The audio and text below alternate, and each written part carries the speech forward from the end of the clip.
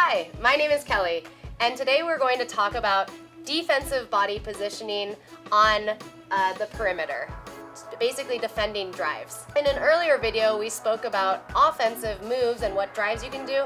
Now I'm going to teach you how to prevent those from actually turning into goals or opportunities. So, if we have the ball over here on the weak side at the 4 position, let's say that the point player is going to conduct a drive. For now, let's say they're going to drive away to create some movement.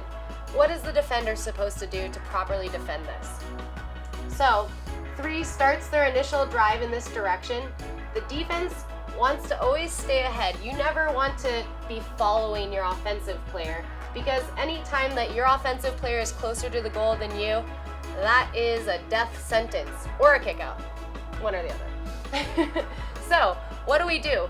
When your player starts to drive, you want to keep your hips up, and if they are committing to their drive and they do more than a couple strokes, you're going to have to do a reversal and stay in front the entire time.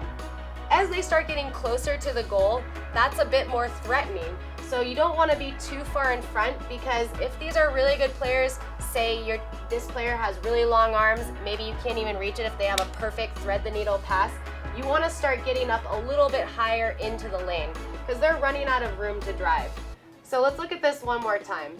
3 starts their drive, you start backing up, you don't turn over yet, you see they're fully committed to their drive, you do the reversal, throw your elbow, keeping your eyes on the ball, swivel head, back and forth, looking between your player that you're guarding and the ball.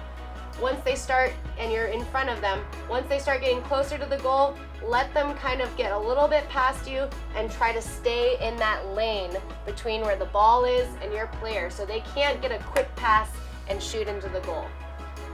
If there's no opportunity, your player is just going to give up and just push them out to the 1 position into a much more non-threatening water.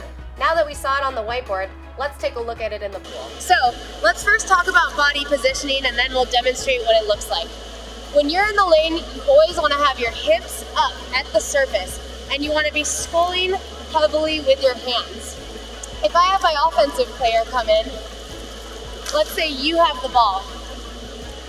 I want to have my hand lightly just touching their outside shoulder, because I want to be able to feel if they are going to be moving.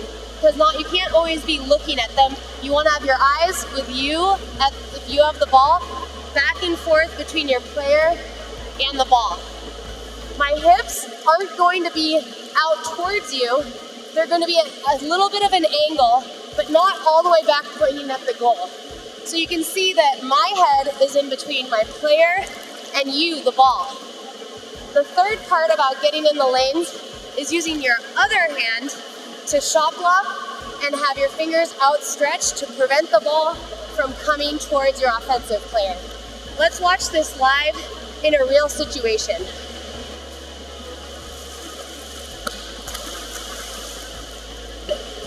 Pay close attention to my hips.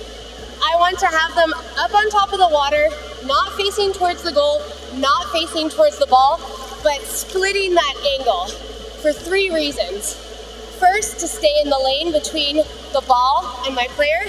Second, if my player drives, I'll show an example of how I can quickly get over my hips. And third, if the ball turns over, I'm to the side of my offensive player and I can immediately take off on the counter.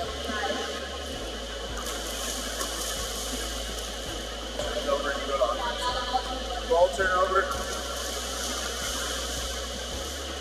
Tune in more to see more tips on one-on-one offensive moves to get ahead of your player, and on the flip side, defensive moves to be able to defend and not get beat on the drive.